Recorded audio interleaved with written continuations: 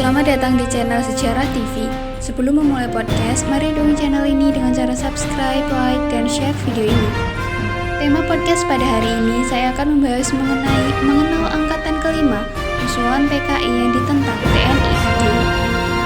Pada awal 1965, situasi Indonesia memanas. Beberapa ketegangan terjadi, mulai dari operasi Trikora di Irian Barat hingga konfrontasi antara Indonesia dan Malaysia. Hal itu membuat Partai Komunis Indonesia atau PKI mengusulkan pembentukan Angkatan Kelima yang kemudian tidak disetujui oleh TNI Angkatan Darat. Angkatan Kelima merupakan angkatan bersenjata yang rencananya bakal diisi oleh kaum buruh dan tani. Subandrio dalam kesaksianku tentang G30S mengatakan bahwa Presiden Soekarno yang mulanya punya ide membentuk Angkatan Kelima. Subandrio yang merupakan mantan Wakil Perdana Menteri Indonesia serta pernah menjadi kader Partai Sosialis Indonesia melanjutkan, tujuan dibentuknya Angkatan Kelima adalah untuk menampung bantuan senjata dari Republik Rakyat Tiongkok atau Cina. Namun harian Sore Warta Bakti edisi 14 Januari 1965 dalam artikel berjudul PKI usulkan 15 juta massa tani dan buruh dipersenjatai menyebutkan bahwa PKI adalah pencetus ide tersebut. Usulan itu disampaikan oleh Ketua Komite Sentral atau CCPKI DN Aidit pada awal 1965. Dalam rentang 1962 hingga 1965, kondisi perpolitikan Indonesia terombang-ambing. Bermula dari operasi Trikora yang dilancarkan pada 1961 dengan tujuan mengusir pendudukan Belanda dari Irian Barat. 2 tahun kemudian Indonesia terlibat konfrontasi dengan negara tetangga, yakni Malaysia. Hal ini bermula ketika pemerintah Malaysia yang dibantu oleh Inggris membentuk Federasi Malaysia pada 16 September 1963.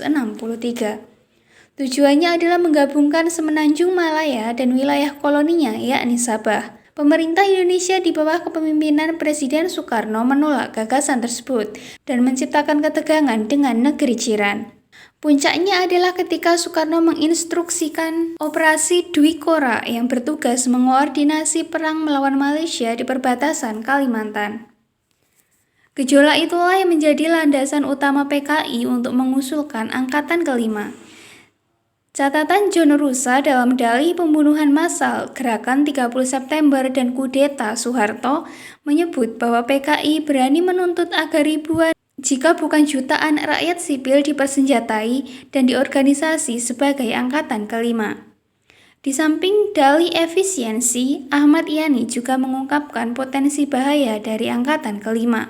Bukan tidak mungkin Angkatan Kelima juga bisa berbahaya bagi Angkatan Darat. Tandasnya dikutip Sunhausen dari Pikiran Rakyat edisi 26 Juni 1965. Memoir yang ditulis Yayu Yulia Sutowiryo, istri Ahmad Yani, bertajuk Ahmad Yani Suatu Kenang-kenangan, juga mengungkapkan hal serupa. Yayu Yulia Sutowiryo mengatakan bahwa suaminya sudah lama gerah dengan kampanye PKI. Satu tangan pegang bedil, satu tangan pegang pacul. Demikian ungkapan Ahmad Yani terhadap maksud PKI. Ahmad Yani menurut kesaksian Yayu Yulia Sutowiryo curiga bahwa PKI memiliki maksud politik tersembunyi di balik gagasan pembentukan Angkatan Kelima. Pada akhirnya Angkatan Kelima yang amat diimpikan PKI memang tidak pernah terwujud. Gagalnya Gerakan 30 September G30S 1965 menjadi awal dari kehancuran PKI dan seluruh harapan mereka termasuk dibentuknya Angkatan Kelima. Demikian pembahasan mengenai sejarah Angkatan Kelima. Apabila ada pertanyaan dapat ditanyakan di kolom komentar. Jangan lupa untuk terus dukung channel ini dengan cara like, subscribe, dan share video ini. Terima kasih.